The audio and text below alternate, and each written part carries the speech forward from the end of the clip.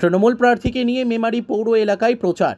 তীব্র তাপপ্রবাহের মধ্যে মেমারি পৌরসভা এলাকায় পূর্ব বর্ধমান লোকসভা কেন্দ্রের তৃণমূল কংগ্রেস প্রার্থী ডক্টর শর্মিলা সরকারকে নিয়ে ওয়ার্ডে ওয়ার্ডে ঘুরে প্রচার কর্মসূচি গৃহীত হয় বুধবার।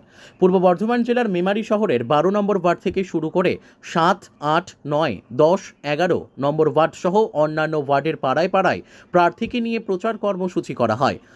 পথের মধ্যে সোমেশ্বর তলায় মন্দিরে, জোয়ানপুরে রামনবমী উপলক্ষে হনুমান মন্দিরে, রক্ষাকালী মন্দির সহ অন্যান্য ওয়ার্ডে ধর্মীয় স্থানগুলিতে পুজো বা প্রার্থনা করেন প্রার্থী।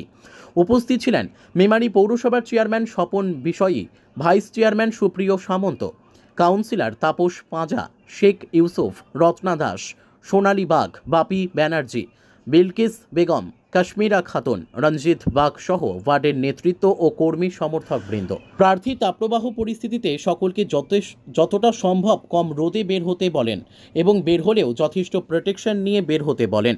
তবে মানুষের ভালোবাসায় তার ঘুরতে কষ্ট তো হচ্ছে না, বরং খুব ভালো লাগছে মানুষের আশীর্বাদ পেয়ে বলে জানান। তিনি চড়া রোদেও হাসি মুখে মানুষের সঙ্গে শুভেচ্ছা বিনিময় করেন। সারাদিন ওয়ার্ডে প্রচারের পর বিকেলে মেমারি শহরে একটি মিছিল হয়। ব্যুরো রিপোর্ট, আমাদের টিভি।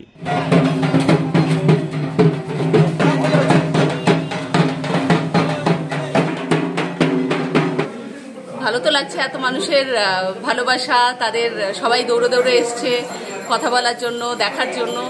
তো সেই হিসেবে সকলের সঙ্গে জনসংযোগ করে খুব ভালো লাগছে। আর রোদটা তো একটু কষ্ট দিচ্ছেই, সেটুকু আমাদেরকে এই সময় মেনে নিতে হচ্ছে।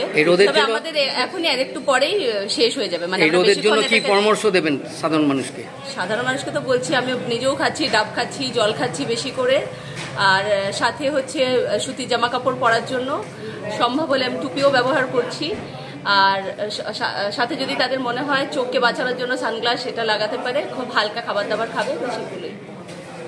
আজকে সারাদিনে কি কি পক্ষে এত মানে রোদ্দুর হয়েছে, জাস্ট যারা বাড়ির একটুখানি বাইরে বেরোচ্ছে ঠিক আছে, কিন্তু এই রোদ্দুরের মধ্যে বেশিক্ষণ যাতায়াত না করাই ভালো বা না বেরোনোই ভালো।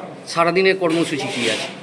সারাদিনে এই তো মোটামুটি এরপরই হয়ে গেল, ওয়ার্ডগুলো মোটামুটি আমরা ঘুরে নিয়েছি, আর কিছু বাকি আছে।